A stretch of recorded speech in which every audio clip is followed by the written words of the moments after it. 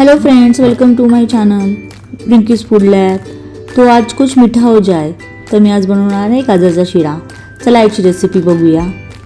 गाजरच्या शिऱ्यासाठी मी इकडे कढाई गरम करायला ठेवली आहे।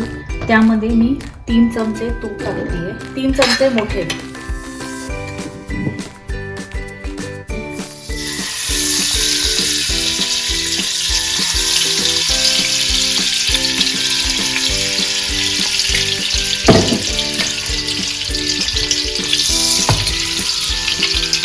तूप गरम आपलं व्हायला आलं तर आपण जे गाजर किसून ठेवलं आहे ते आपण त्यात ट्रान्सफर करूया।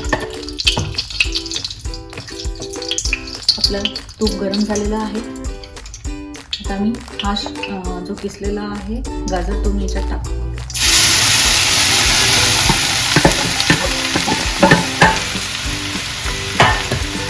आपण हा चांगला आता तुपामध्ये परतून घेऊया।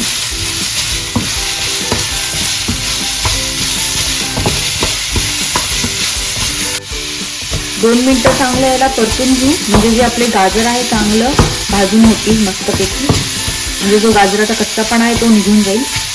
त्याला आपला 2 मिनिटं आपल्याला सतत हात असा चालवत राहायचा आहे। बघू शकतात गाजरचा रंग पण थोडा चेंज होतोय। तर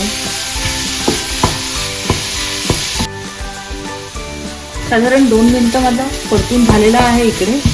तर आता आपण याच्यामध्ये 1 कप कोंबट दूध केलंय मी इथे, 1 कप कोंबट दूध टाकूया।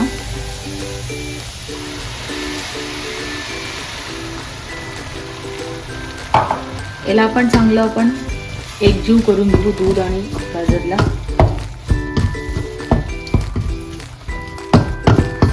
आणि आता मी साखरेऐवजी इथे मी एक नेसलेचं कंडेन्स मिल्क घेतलंय, मी ते टाकते। कारण साखर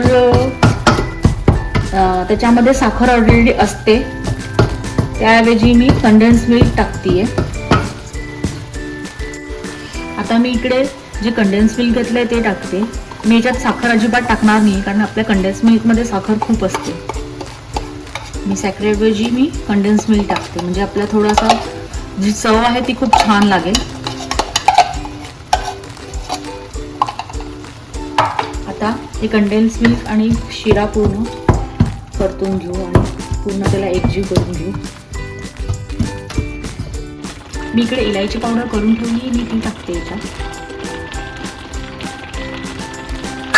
पूर्ण मिक्स होऊ द्या आणि शेवटी मी ड्रायफ्रूट्स टाकणार आहे। मी ड्रायफ्रूट्स चिरून ठेवले, मी ड्रायफ्रूट्स शेवटी टाकणार आहे जेव्हा आपला शिरा बनवून रेडी होईल तेव्हा। ठीक आहे, आपण याला 10 मिनिटं झाकून ठेवू मंद आचेवर। आपले 10 मिनिटं झाले आहेत, बघू आपला शिरा झाला आहे का।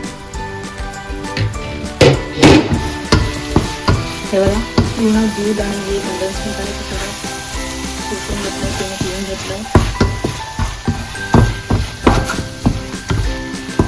चला त्याच्या आपण थोडेसे ड्रायफ्रूट्स टाकूया।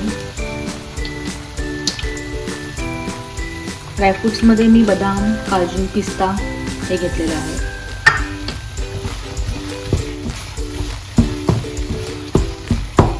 आपला गाजरचा शिरा बनला आहे इकडे, बघू शकता तुम्ही। आता याची मस्तपैकी प्लेटिंग करूया। माझा व्हिडिओ आवडला असेल तर लाईक, शेअर, सबस्क्राईब नक्की करा।